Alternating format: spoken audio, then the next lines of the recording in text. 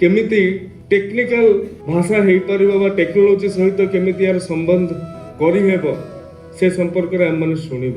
संस्कृत को टेक्नोलोजी सहित जोड़बार आवश्यकता नहीं। संस्कृत निजे गोटे टेक्नोलोजी।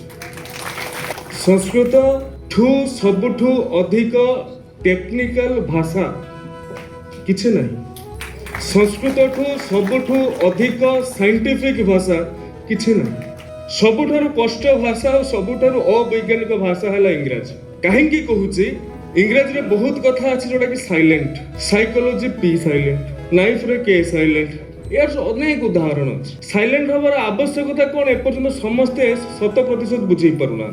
लॉजिक दौरान तत्व दौरान किंतु ताहा ग्रहणीय होनी।